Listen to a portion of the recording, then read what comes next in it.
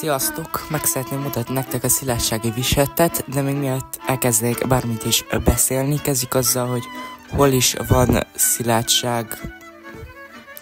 Szilárdság népies nevén Szilágyország, egy tájegység Románia északnyugati részén, a Zamost folyó két oldalán elhelyezkedő dombság. Szilárdságon belül több kisebb tájegység is kialakult, mint például Kővárvidék, ennek egy részéből alakították ki Szilágy megyét. Kraszna vidék, központja Szilágy-Sólyom és Kraszna, Berettyó-Mentel, Szilágy nagyfalu és Berettyó-Széplak környéke tartozik hozzá, és legvégül Tövisát, ez Szilágyság középső vidéke, a Krasznába és a Zamost folyó patakok hátsága, Diósad, Vérvöld, Désháza és környéke. Kezdjük a női viselettel. A nők fehér inget hordtak, amit piros vagy fekete hímzésekkel díszítettek. A hímzések nem csak díszek voltak, hanem néha jelképek is.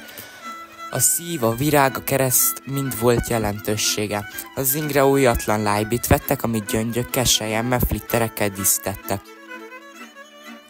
A derékrész vastag gyapjuszoknya fette, amit színes kötény egészített ki.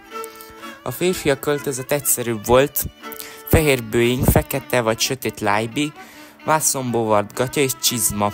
Fejükre széles karrimájú kalapot tettek, amit gyakran madártolla, szalagokkal dísztettek. A legények kalapján például gyakran volt rozmaring is a szerelem jelképeként. Ennyi is lett volna, remélem, hogy tetszett a videó. Írjátok meg kommentbe, hogy mi más viseletről hallanátok még. 100 szónak is egy a vége, sziasztok!